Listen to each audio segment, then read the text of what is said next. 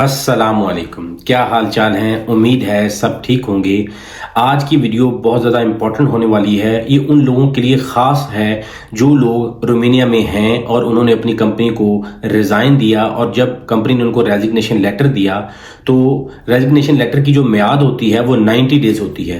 तो लेकिन बहुत सारे केसेस में ऐसा भी हुआ है कि लोगों के वर्क परमिट नए अप्लाई नहीं हुए, उनका रेजिग्नेशन का जो 90 डेज़ का टाइम था वो ऐसे ही एक्सपायर हो गया, तो अब वो नए वर्क परमिट हासिल करने के अहल नहीं होते।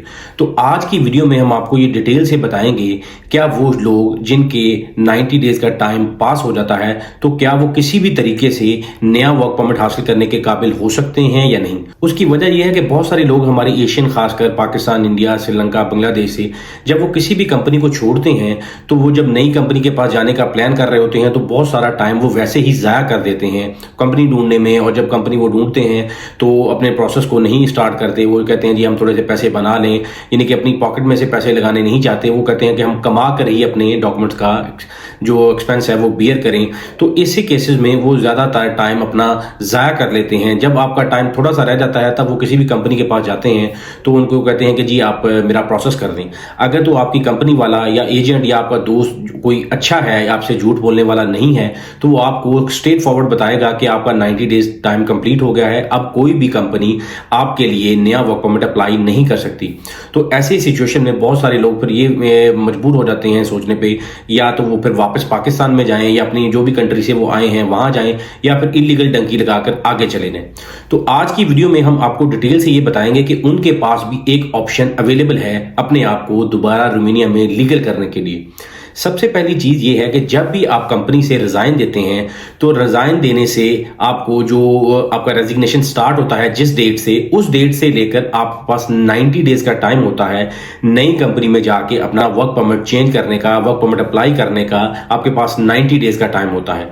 लेकिन अगर आपका 90 डेज का टाइम पास हो गया है तो फिर आपके पास सिर्फ और सिर्फ एक ऑप्शन बच जाती है। वो ये है कि आप अपनी जो पुरानी कंपनी है, जो आपने कंपनी जिसको छोड़ा है, उसके एडमिनिस्ट्रेटर के पास जाएं, उसे कहें कि जी आप मेरे फेवर करें कि मेरी जो 90 डेज का टाइम है वो खत्म हो चुका है, काइंडली जो मेरा जो रेजिग्नेशन लेटर की डेट है उसको एक्सटेंड कर दें। ये जो इंपॉर्टेंट चीज आपको जानने के लिए जरूरी है कि रोमानिया में ये चीज पॉसिबल है। अगर आपका जो पुराना एम्प्लॉयर है अगर वो चाहे तो आपके रेजिग्नेशन डेट को एक्सटेंड कर सकता है। उससे ये होगा कि आपकी फॉर एग्जांपल आज की डेट है और आज के 3 महीने के बाद आपका टाइम कंप्लीट हो गया है, तो वो जो आज की डेट आपकी रेजिग्नेशन पर है वो उसको एक्सटेंड करके 1 महीने तक, 2 महीने तक या 3 महीने तक भी आगे कर सकता है। उसमें यह होगा कि वो आपका जो 3 महीने का टैक्स पे करेगा और आपका जो रेजिग्नेशन लेटर है उसकी डेट वो रिन्यू कर देगा। ऐसे केस में आपका जो रेजिग्नेशन लेटर है वो रिन्यू हो जाता है, आपके पास टाइम दोबारा आ जाता है, आप अपना डॉक्यूमेंट का प्रोसेस कर सकते हैं। मैं आपको इसलिए ये बता रहा हूं कि मेरे दोस्त जानने वाले हैं यहाँ पे रोमानिया में, वो किसी कंपनी में आए थे, उन्होंने काम किया और काम करने के बाद उन्होंने कंपनी को छोड़ दिया और नई कंपनी के पास वो जाके अपने डॉक्यूमेंट्स को वो सबमिट करने के लिए चले गए। वहां पे एक वेयर हाउस में उन्होंने जॉब की, वहां पे वो 2 से 3 महीने जॉब करते रहे। लेकिन जब उनको पता चला कि हमारे मालिक ने हमारे डॉक्यूमेंट का प्रोसेस ही नहीं किया क्योंकि उसका जो 90 डेज का टाइम पास हो गया था, तो अब उन्होंने ये फैसला किया कि हमने उस वेयर हाउस में काम नहीं करना। वो काम छोड़कर बुकारेस्ट में आ गए।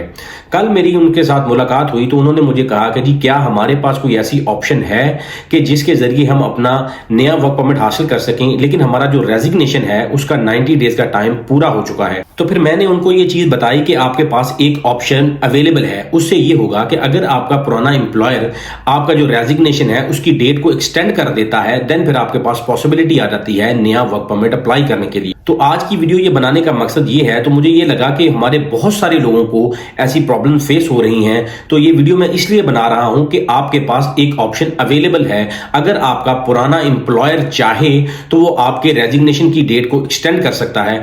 पहली बात तो ये है कि अगर आपने पुराने एम्प्लॉयर के साथ कोई ऐसी ज्यादती नहीं की या कोई लड़ाई करके आप नहीं गए, अगर ऐसी सिचुएशन भी आपके साथ हो गई है कि आप अपने पुराने एम्प्लॉयर के साथ लड़ कर गए हैं या कोई आपके साथ कोई भी मामला ऐसे हो गए हैं जिससे आप वापस नहीं जा सकते थे, तो फिर भी आप अपने एम्प्लॉयर के पास जाएं, उससे मिन्नत समाजत करें। अगर वो आपके रेजिग्नेशन की डेट को एक्सटेंड कर देता है, जो कि वो कर सकता है, वो बस ये करेगा, आपकी नई डेट रेजिग्नेशन की डाल देगा और वो जो डेट आपकी आगे करेगा उस डेट का वो टैक्स पे कर देगा और लीगली यहां पे टैक्स पे कर सकता है। टैक्स पे करने के बाद जो रेजिग्नेशन की डेट जो नेक्स्ट है वो स्टार्ट हो जाएगी, उससे फिर आपके पास वो जो 90 डेज की ब्रैकेट है वो ओपन हो जाएगी और उस 90 डेज के अंदर अंदर आप अपना नया वर्क परमिट किसी भी कंपनी में जाकर अप्लाई कर सकते हैं।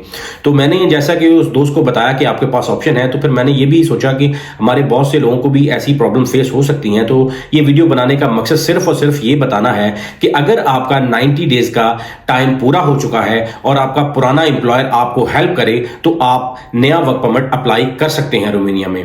तो इस तरह की इंफॉर्मेटिव वीडियोस देखने के लिए हमारे चैनल को लाइक करें, सब्सक्राइब करें और बेल आइकन को प्रेस करें कि हम जब भी कोई इस तरह की इंफॉर्मेटिव वीडियो लेकर आपके पास आए तो आपको बर वक्त वो नोटिफिकेशन मिल सके, आप बर वक्त अपने आप को एजुकेट कर सकें। तो मिलते हैं इस तरह की नई इंफॉर्मेटिव वीडियो में, तब तक अल्लाह हाफिज।